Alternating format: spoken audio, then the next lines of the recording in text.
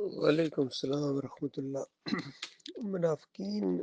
اصل میں بہت زیادہ اسلام کو نقصان پہنچانے والے لوگ ہوتے ہیں، کافروں اور مشرکوں سے بھی زیادہ، کیونکہ یہ اندر ہوتے ہیں، اندر رہ کے اندر سے وار کرتے ہیں۔ اسی لیے ڈاکٹر مصعب الدین عثمانی رحمۃ اللہ علیہ نے جو ایمان خالص کس اول اور کس دوم لکھی ہے، اس کے ٹائٹل کے اوپر لکھا ہے، اس گھر کو آگ لگ گئی گھر کے چراغ سے، یعنی اندر والوں نے مارا ہے۔ ہر چے کرتا آشنا کرت، ہمارے ساتھ تو جو کچھ کیا ہے ان آشناؤں نے کیا ہے۔ تو اس وجہ سے یہ اندر رہ کے اسلام کو نقصان پہنچاتے ہیں، دوگلے ہوتے ہیں،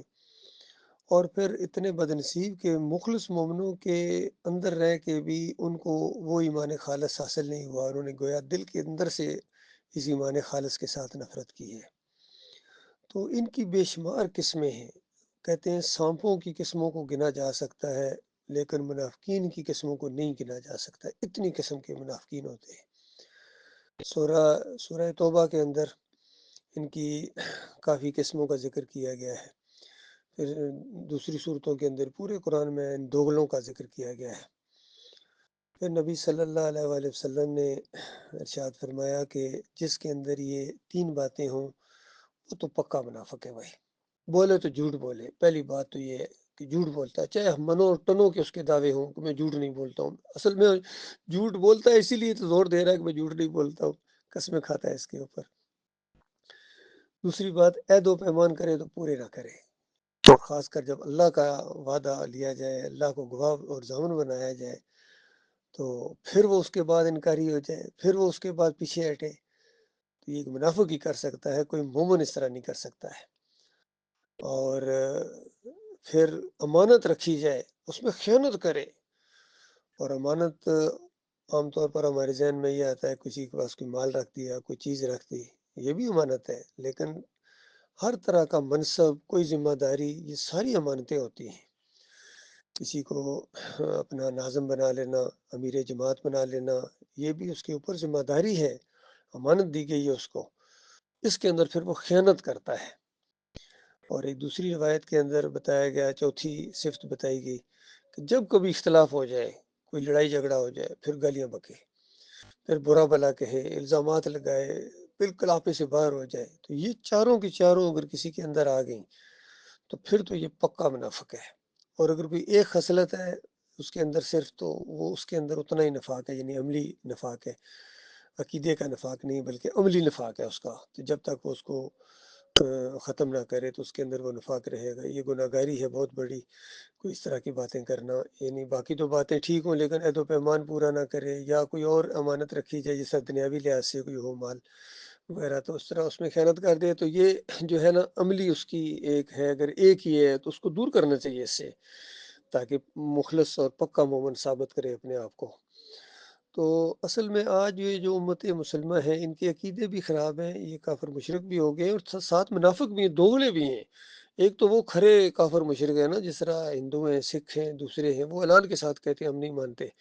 اللہ کی کتاب کو نہیں مانتے، آخری نبی صلی اللہ علیہ وسلم کو نہیں مانتے، اور وہ کافر ہیں، مشرک ہیں۔ لیکن یہ دوغلے ہیں، مانتے بھی ہیں کچھ اور پھر نہیں بھی مانتے ہیں۔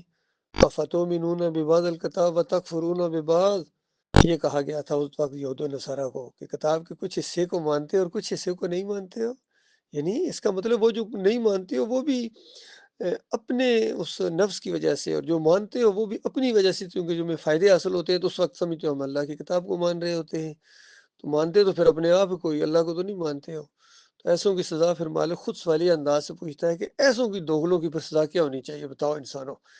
اور پھر خود مالک فرماتا ہے کہ میں جو کوئی سزا دوں گا میں تمہیں بتاتا ہوں ان کی سزا کیا ہے۔ خزی فی الحیات دنیا، دنیا کے اندر ذلت اور خواری، پھر آخرت کے اندر اشد العذاب، یہ ان کی سزا مالک نے رکھی ہے۔ تو آئیے مسلمان پوری طرح اس آیت کی زد میں ہیں، کیونکہ وما یؤمن اکثرهم باللہ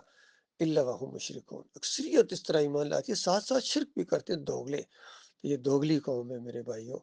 چاہے بریلوی ہوں، دیوبندی ہوں، اہل حدیث ہوں، سلفی ہوں، حنیفی ہوں، جتنے بھی ہیں آج یہ پائے جاتے ہیں، مسلک پائے جاتے ہیں، یہ سارے کے سارے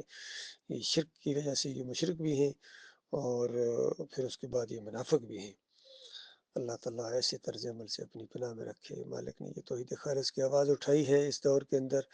ڈاکٹر مسعد الدین عثمانی رحمۃ اللہ علیہ کے ذریعے، جو کہ پورے اندھیرے میں صرف ایک شمع روشن نظر آتی ہے۔ یقین کیجیے ان علماء میں، آج کے دور کے جتنے علماء پائے جاتے ہیں، سب نے دوغلا انداز اختیار کیا ہے۔ ڈاکٹر اسرار کتنا بڑا مفکر ہے، لیکن وحدت الوجود کو ساتھ لے کے چلو جی، یہ بھی ہے جی، قرآن سے ثابت ہے۔ اچھا جی، مودودی نے کتنی دوغلا پن دکھایا، رسالہ مسائل پڑھے، حصہ سوم پڑھے، کس طرح قبر پرستی کی پوری بنیاد کو فراہم کیا ہے۔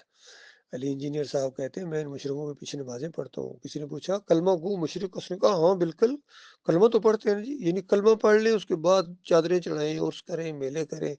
ماتھے رگڑیں، ناک رگڑیں، جو مرضی کریں، پھر ان کے امام ہے یہ، تو بتاؤ پھر اللہ کے ساتھ تمہارا کیا تعلق ہے؟ ان کے اوپر کوئی ایک لمحہ بھی ایمان خالص کا نہیں گزرا ہے۔ بریلوی ہوں، دیوبندی ہوں، اہل حدیث ہوں، یا یہ محمد حنیف کا ٹولہ ہو، سارے کے سارے اسی انداز سے یہ کفر و شرک کے اندر چلے گئے۔ بلکہ یہ محمد حنیف کا ٹولہ تو زیادہ بری دلدل میں ہے، کیونکہ یہ ایمان لا کے پھر کافر ہو گئے ہیں، مشرک ہو گئے ہیں، تو یہ مرتد بھی ہیں ساتھ۔ اللہ تعالیٰ ان کے فریب سے انسانیت کو بچائے۔